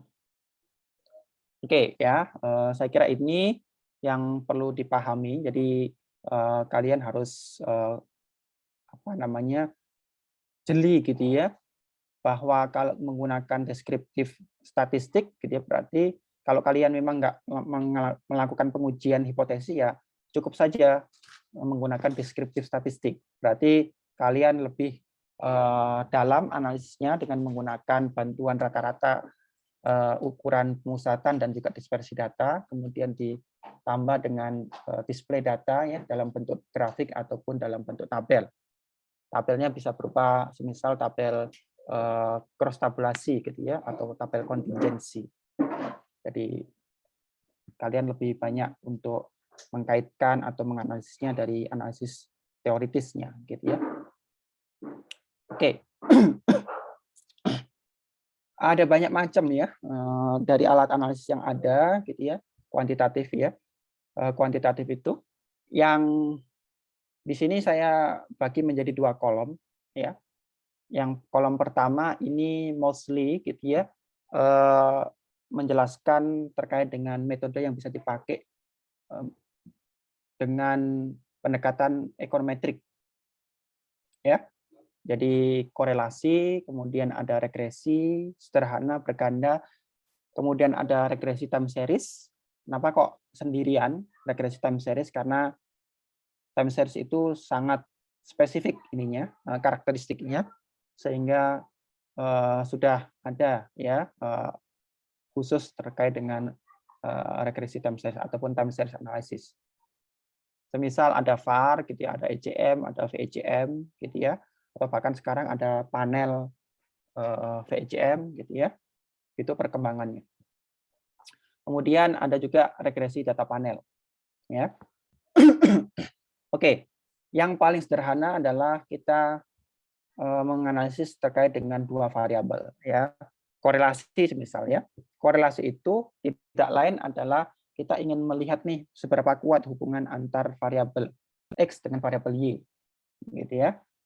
Kekuatan hubungan ini akan ditunjukkan dengan nilai koefisien korelasinya. Kalau dia itu mendekati 1 berarti akan semakin kuat. Ya. Kemudian hubungannya akan ditunjukkan dengan tanda dari koefisien korelasinya, apakah positif atau negatif. Ya. Kalau positif berarti hubungannya searah. Kalau negatif berarti hubungannya berkebalikan. Ya. Jadi itu yang korelasi. Jadi korelasi itu idealnya hanya mengukur atau menunjukkan hubungan antar 2 variabel saja. Gitu ya. Kemudian yang dari korelasi itu juga adalah bahwa hubungannya 2 arah. Gitu ya. Artinya adalah ketika kita menyatakan bahwa variabel X itu hubungannya sangat kuat atau hubungannya searah, ketika X itu naik, maka Y-nya juga naik. Itu artinya sama juga dengan ketika Y naik, maka X juga naik. Itu satu arah. Itu yang kita bisa sampaikan ketika kita interpretasikan terkait dengan korelasi. ya. Kemudian regresi, ya, regresi sederhana.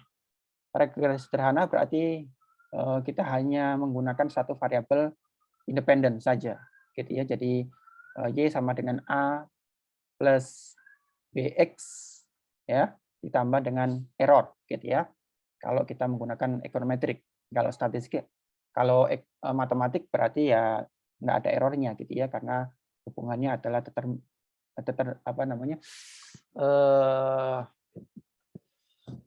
deterministik, gitu ya. Tapi kalau statistik itu berarti hubungannya adalah stochastik, gitu ya. Oke, regresi ya, regresi sederhana seperti itu. Jadi kita ingin melihat hubungan antara variabel x dan variabel y. Variabel y-nya adalah dependent, sementara variabel x-nya adalah independent. Ya, apakah variabel x itu berhubungan atau mempunyai keterkaitan dengan variabel y? Ya, nanti kita tinggal lihat nih uji hipotesisnya.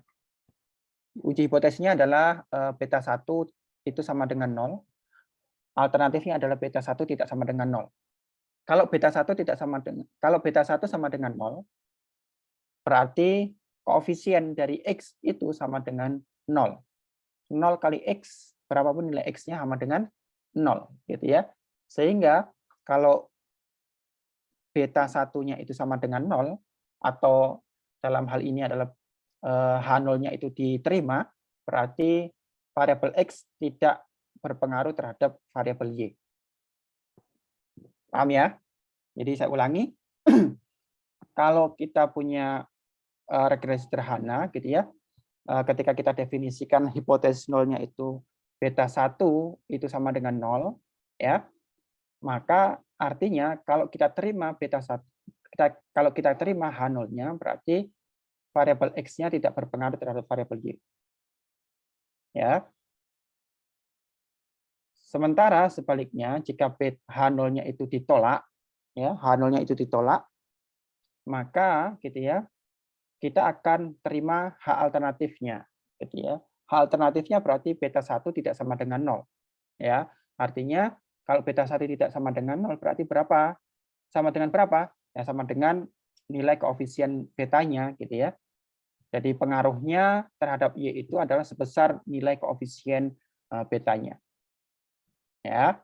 Jadi itu yang regresi sederhana atau nanti regresi berganda pun seperti itu. Untuk pengujian parsialnya, gitu ya. Untuk pengujian simultannya atau uji F-nya berarti beta 1 sama dengan beta 2 sama dengan beta 3 sama dengan 0 untuk H0-nya. Kemudian untuk H alternatifnya berarti beta 1 tidak sama dengan beta 2, tidak sama dengan beta 3, tidak sama dengan 0. Ya, itu H alternatif. Jadi sama ininya untuk yang uji T dan uji F-nya, untuk hipotesisnya gitu ya, di atas yang H0-nya sama dengan 0 gitu ya. Oke, selanjutnya regresi berganda, time series ataupun regresi data panel itu sama saja. Jadi basicnya ada di korelasi dan regresi sederhana. Kalau kalian udah clear, udah paham regresi sederhana, maka ke bawahnya juga akan lebih mudah. Ya, tinggal nanti gitu ya. Mungkin ada tahapan yang berbeda-beda di masing-masing regresi time series dan juga regresi data panel. Semisal untuk regresi time series data, itu yang perlu kita lakukan terlebih dahulu adalah cek stasionaritas datanya.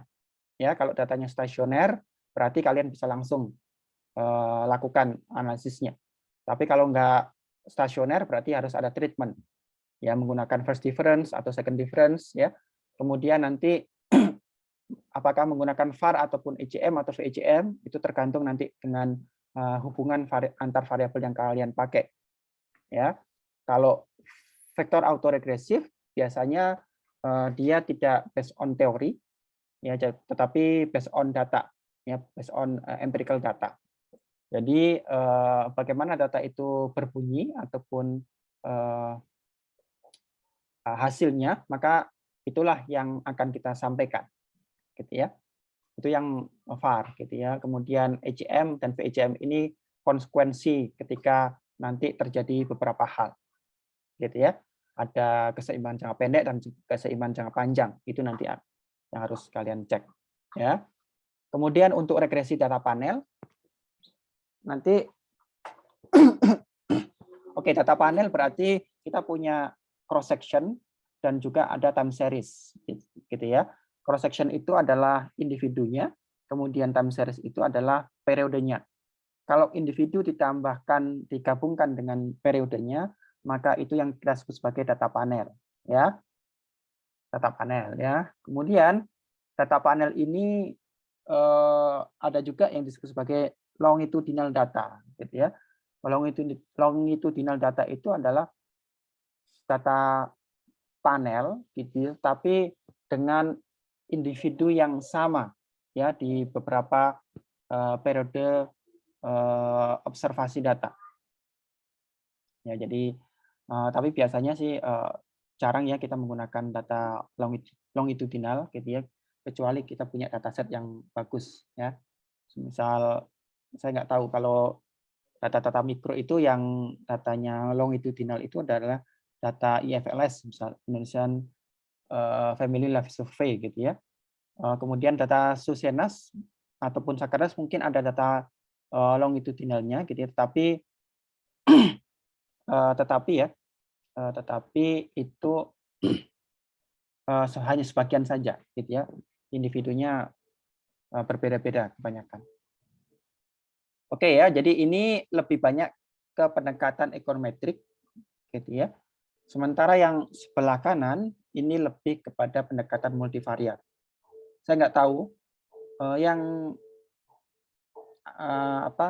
ada yang pernah ngambil multivariat? Siapa nih yang pernah ngambil multivariat?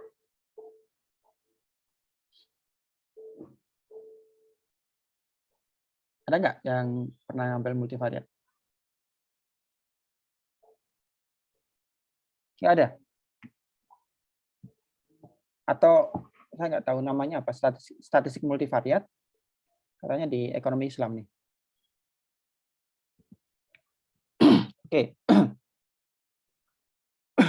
Kalau di ekonometrik itu biasanya kita hanya punya satu dependent variable, gitu ya, sementara independent variabelnya banyak, gitu ya. Biasanya seperti itu. Tetapi kalau di multivariat itu bisa jadi ya, bisa jadi dependent-nya itu lebih dari satu, ya, dependent-nya lebih dari satu. Kemudian kita punya analisis multivariat, ada analisis diskriminan, analisis faktor, analisis jalur, gitu ya. Kemudian nanti ada CFA, confirmatory factor analysis, gitu ya. Kemudian ada PCA, ya, principal component analysis, ya. Yang paling ini ya, yang sering dipakai ya, biasanya ini ada SEM, structural equation modeling, kemudian ada PLS, partial least square. Di ekonometrik juga ada SEM sebenarnya ya, struktural simultaneous equation model, gitu ya. Berbeda tapi nanti bisa dilihat satu persatu. Untuk lebih jelasnya mungkin bisa saya sampaikan seperti ini. Ya, jadi tree diagram, gitu ya, diagram pohonnya seperti ini, ya. Ini lebih kepada yang pendekatan multivariat, ya, karena yang yang ekonometrik saya kira udah sering kita bicarakan, gitu ya. Tetapi yang multivariat ini lebih kurang kita bicarakan, gitu ya, atau kurang kita bahas, ya. Jadi kalau kalian masih tetap ya ingin mempelajari terkait dengan keterkaitan antar variabel, gitu ya, maka kalian harus terlebih dahulu melihat nih ya dalam diagram ini, how many variables are being predicted. Jadi ada berapa variabel yang akan diprediksi. Kalau ingin melihat lebih banyak hubungan, multiple relationship dari dependent dan juga independent, maka kita bisa menggunakan structural equation modeling ataupun SEM. Ya, karena nanti akan banyak jalur, gitu ya, antar dependent dan juga independent variabelnya. Kemudian kalau ingin melihat several dependent variable in single relationship, jadi ada beberapa variable dependent, tetapi yang ingin kita lihat adalah satu hubungan, gitu ya. Maka kita pastikan dulu nih datanya apakah metrik atau non metrik. Kalau metrik berarti kita bisa pakai apa nih di sini? Canonical correlation analysis atau multivariate analysis of variance. MANOVA gitu ya. Jadi MANOVA, multivariate analysis of variance. Kemudian kalau non metrik berarti kita bisa pakai canonical correlation with dummy variable. Oke ya. Kemudian kalau hanya satu hubungan atau hanya satu variable dependent, ya, maka kita bisa tanyakan kembali apakah variabelnya itu metrik, datanya metrik atau non metrik. Kalau metrik datanya, maka kita bisa pakai multiple regression atau conjoint analysis. Kalau non metrik datanya, berarti kita bisa menggunakan multiple discriminant analysis atau MDA, gitu ya. Atau bisa juga menggunakan regresi, tetapi regresi yang logistik ataupun yang LPM, kualitatif respon ya, kualitatif respon model, kualitatif respon model. Jadi ada probability model, ada linear logistik atau ada probit logit gitu ya. Itu nanti single atau yang nanti multiple gitu ya, yang biner ataupun yang multiple. Kemudian kalau kalian ingin melihat hubungan antar ya interdependence gitu ya, maka kalian bisa lihat nih, kalau yang ingin dilihat itu adalah variabelnya, maka ada faktor analisis, ada juga CFA, confirmatory factor analysis. Kemudian ada juga kalau yang dilihat adalah case-nya atau respondennya, maka kita bisa pakai cluster analysis. Ya, kalau yang dilihat itu adalah objeknya, maka dilihat lagi datanya apakah metrik atau non metrik, gitu ya. Kalau metrik berarti bisa pakai MDS, multidimensional scaling. Kalau non metrik bisa juga pakai MDS dan juga correspondent analysis. Jadi yang ingin saya sampaikan di sini adalah kalian saya harapkan tidak hanya terpaku pada analisis yang jenisnya regresi saja. Regresi berganda gitu ya. Kemudian korelasi, panel data ataupun time series analysis saja. Tetapi kalian punya alat lain yang itu bisa kalian juga pakai sesuai dengan penelitian yang kalian lakukan. Ya. Biasanya ya teman-teman sudah banyak tuh yang menggunakan PLS ataupun partial least square. Partial least square hampir sama dengan SEM gitu ya, structural equation modeling. Oke ya. Saya nggak bisa menyampaikan ini satu persatu gitu ya, kalau disampaikan satu persatu ya satu semester sendiri gitu ya. Jelasin ini gitu ya, nggak selesai pasti. Untuk lebih lengkap ataupun lebih jelas kalian bisa baca bukunya ini ya, multivariate data analysis, tulisannya Hare gitu ya. Multivariate data analysis, kalian googling nanti akan ketemu bukunya ya. Oke. Selanjutnya ya, ini ringkasannya. Ringkasan terkait dengan alat analisis baik itu yang pendekatan ekonometrik ataupun pendekatan multivariat ya. Disesuaikan dengan dependent variabelnya berupa metrik atau non metrik gitu ya. Independennya juga seperti itu. Ya, hampir sama dengan yang tadi ya. Tapi ini lebih ringkas saja gitu ya, berdasarkan jenis datanya. Oke, saya kira itu ya. Ini detailnya juga seperti ini. Ini macam-macam analisisnya gitu ya. Nanti juga kalian bisa lihat sendiri. Insya Allah nanti filenya akan saya sampaikan di kolom chat gitu ya. Saya kirim ke sana, nanti bisa kalian cek kembali. Oke ya. Saya kira itu ya untuk materinya. Kemudian yang ingin saya sampaikan ke kalian ketika kalian menggunakan metode kuantitatif gitu ya, diharapkan ya analisis ataupun pengolahan data yang kalian lakukan itu bisa diikuti oleh peneliti-peneliti yang lain, gitu ya.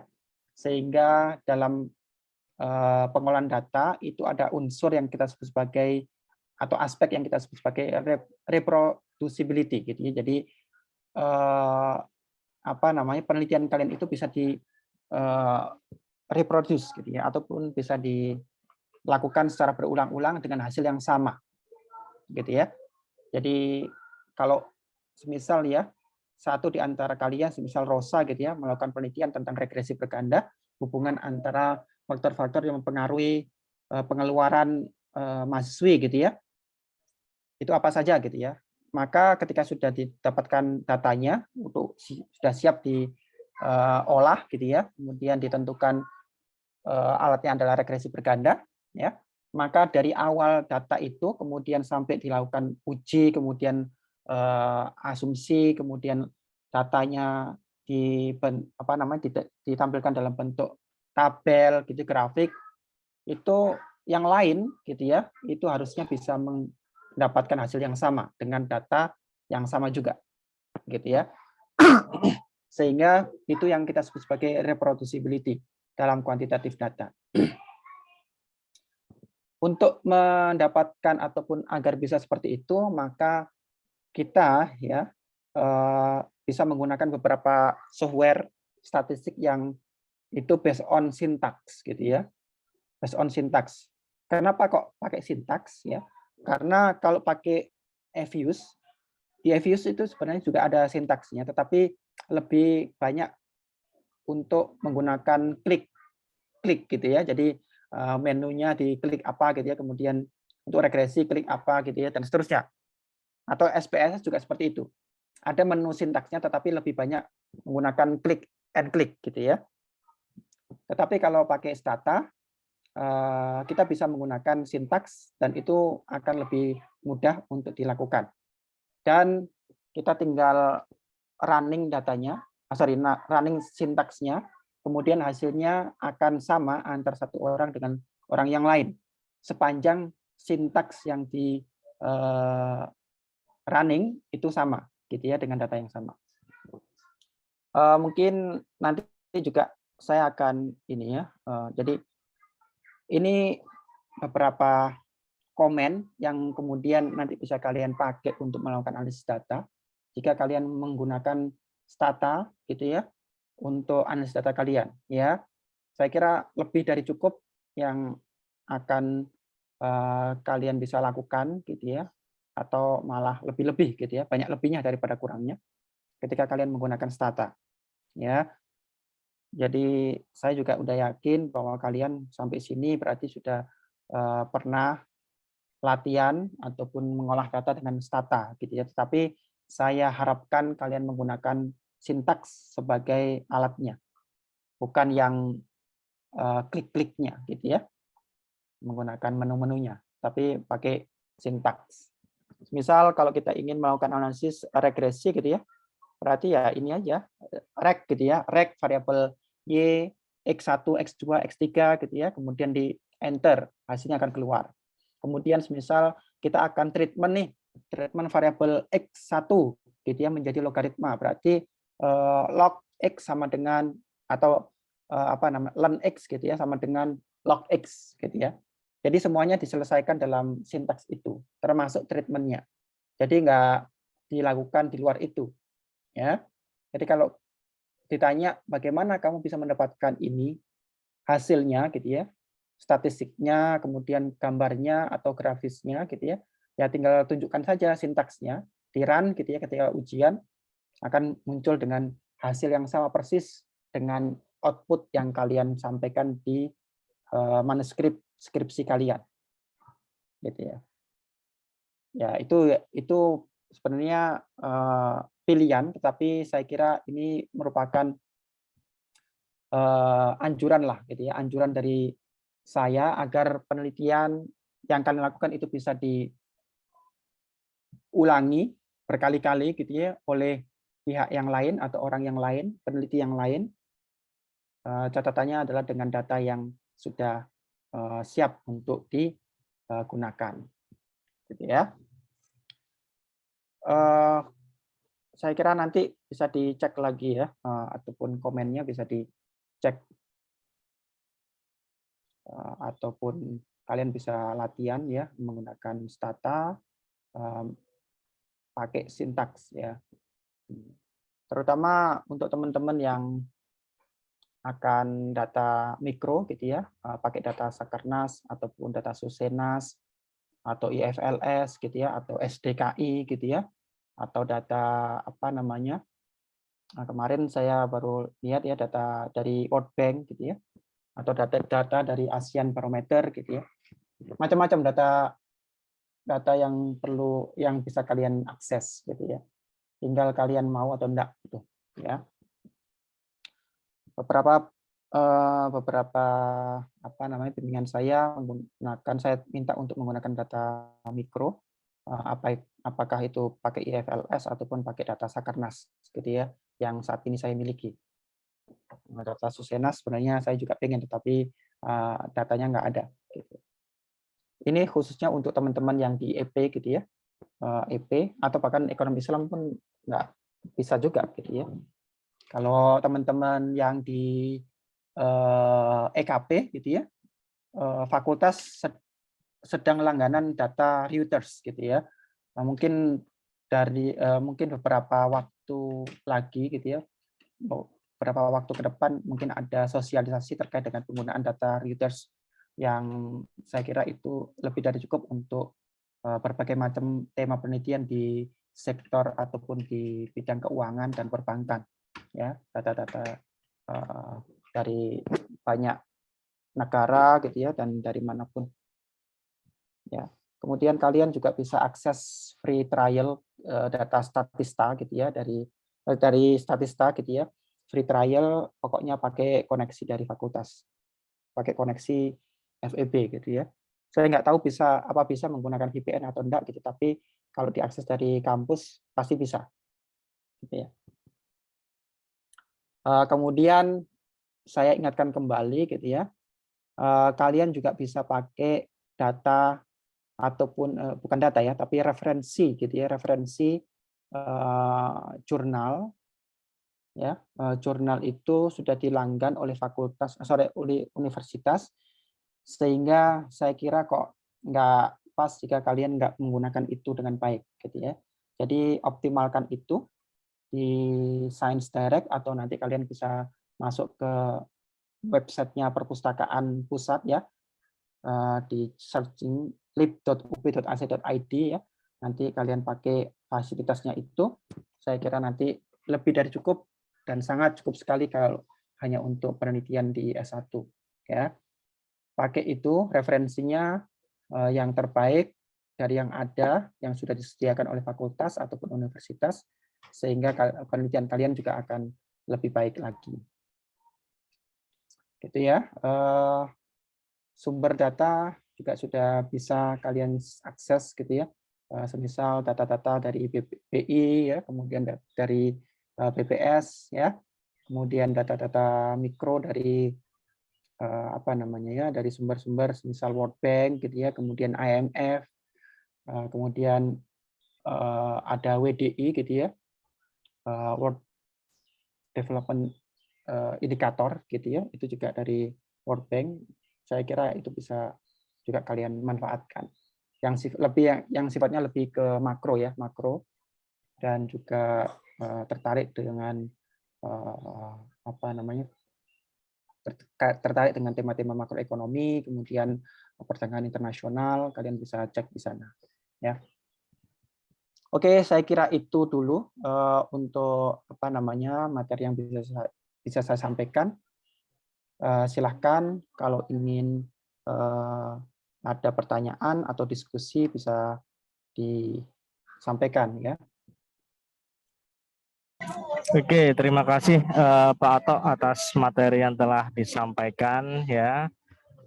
Banyak sekali informasi atau pengetahuan yang diberikan oleh Pak Ato tadi ya, sudah mengenai bagaimana cara kita merancang metodologi penelitiannya secara kuantitatif, kemudian sampai kepada analisis datanya. Banyak sekali, dan tadi sudah diberikan informasi bahwa data-data kita juga bisa diakses lewat Brawijaya ataupun lewat FEB, dan mungkin ke depan FEB juga ada beberapa data yang dihilangkan ya. Jadi manfaatkan sebaik mungkin, dan jangan juga berpacu pada analisis regresi berganda. Jadi boleh pakai yang lain, boleh pakai multivariat, boleh pakai LPM ataupun yang selainnya. Ya. Oke, silakan. Bagi yang ingin didiskusikan, silakan ditanyakan hal-hal terkait metode penelitian kuantitatif.